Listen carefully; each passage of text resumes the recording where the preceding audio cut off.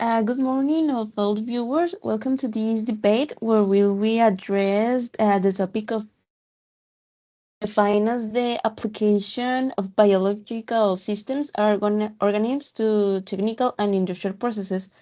The purpose of this encounter is to explore how biotechnology acts as a bridge between nature and innovation, addressing global challenges such as incurable diseases, food scarcity, and environmental degradation. However, we will also put on the table the ethical, ecological, and socioeconomic dilemmas it brings. Please remember to maintain a formal and respectful tone throughout the session. To begin to the first block, human health and medicine, I give the floor to the pro team. So Derek, go ahead. Thank you very much, Alondra. Good morning.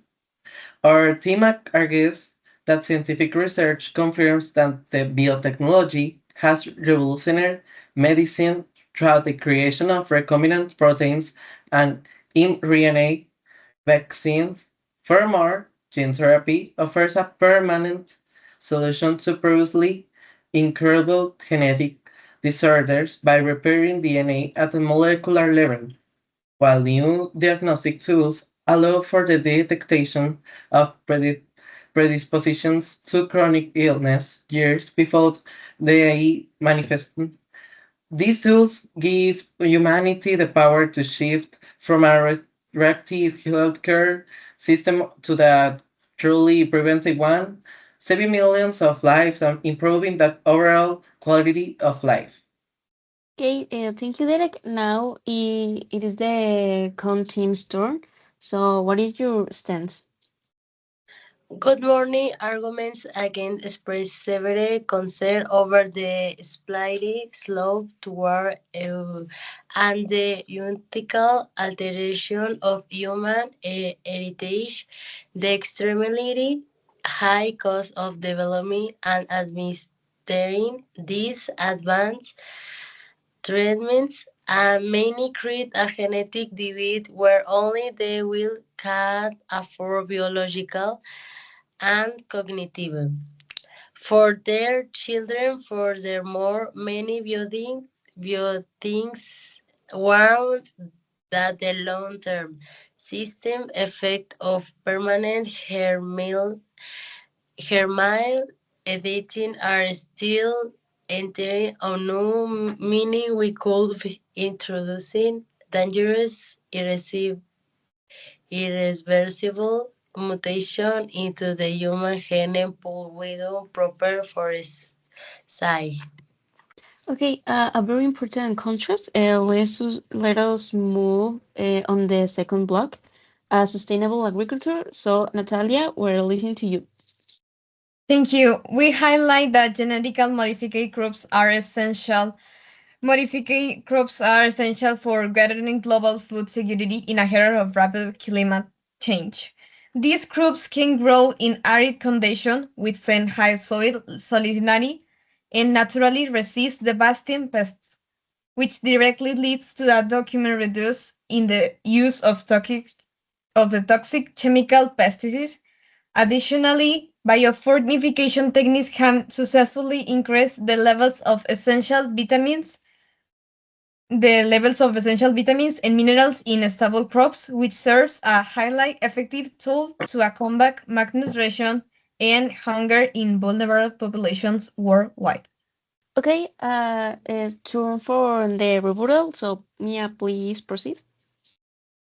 Thank you, Alondra. Against that, we warn about the severe loss of agricultural biodiversity and the potential creation of superweeds that develop immunity to common herbicides diseases through can flow. There is also powerful socioeconomic argument regarding the aggressive corporate monopoly on seeds as the international patent laws prevent small farmers from saving seeds from their own harvest. test. This dynamic forces local agricultural communities into a permanent cycle of financial dependency on large traditional biotech firms, threatening local food sovereignty. Okay, we will now open the discussion toward the industrial and environmental files. So, Derek, you have the floor. Thank you. Arguments in favor demonstrate that the use of specialist enzymes as biological catalysis allows a complex industrial process to occur at lower temperatures and atmospheric pressure, saving massive amounts of energy and drastically reducing toxic chemical waste. At the same time, the production of biofuels derived from agriculture, waste, and algae provides a highly efficient, renewable alternative to petroleum products. This technology lowers the global carbon footprint and actively promotes a circular economy where industrial waste is transformed back into useful clean energy. And furthermore, in terms of environmental restoration, bioremediation provides a non-invasive, eco-friendly way to clean up dangerous environmental accidents like heavy metals, contamination, and massive oil spills using specialized in bacteria, allowing affect ecosystems to recover their natural microbial balance much faster. Okay, Alison, how does the accounting respond to these environmental and industrial points? We focus on the food versus full dilemma, noting that allocation or extension of arable land for energy crops drives up global food price, accelerate deforestation in tropical regions.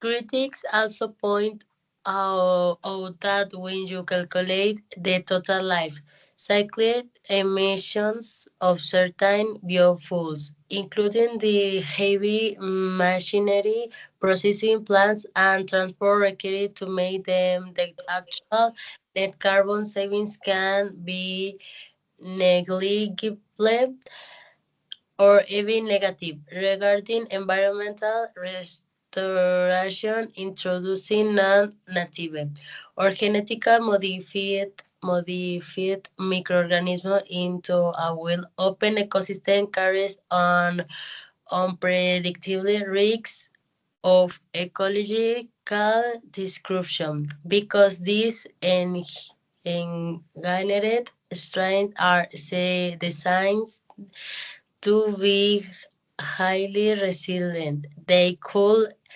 autocomplete native bacterial species or transfer their modified genetic material to wild strain via horizontal gene transfer, triggering secondary ecological collapses. Okay, well, moving on the final thematic block, the socioeconomic role and responsibility. Natalia, go ahead, please.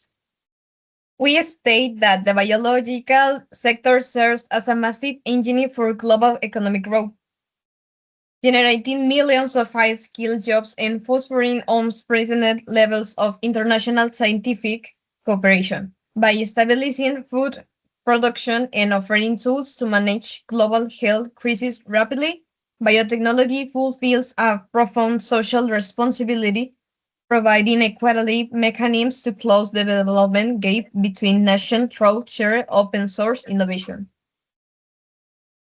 Okay, Mia, it's your turn to close the arguments against.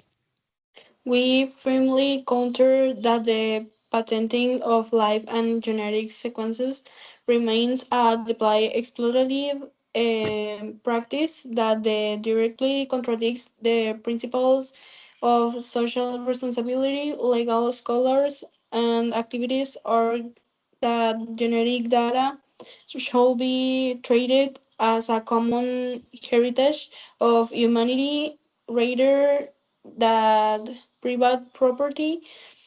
When biotech corporations prioritize strict patent enforcement and profit margins over public welfare. They actively limit the accessibility of life saving, medical, and agricultural research for developing nations, widening the global inequity gap. Okay, well, after listening to both sides and performing a comparative analysis of the sources, there is a clear consensus on the technical efficiency and long-term benefits of these technologies, supported by statistics showing an increase in agricultural productivity and a decrease in carbon emissions. However, clear contradiction exists between economic benefits and ecological safety or equitable access. Discovery purely emotional arguments and focusing on verified scientific data, our team stance recognizes that while biotechnology is an essential tool for human progress and social responsibility, it must be applied under stricter ethical and biosafety regulations. The positive impacts on medicine and hunger are undeniable, but they do not exempt the industry from the responsibility of protecting biodiversity and ensuring equitable access. We conclude that a precautionary approach combined with transparent scientific research is the only way to ensure that biotechnology innovation serves the common good without compromising the planet's future. With this, we conclude our debate. Thank you all very much for your time and active participation.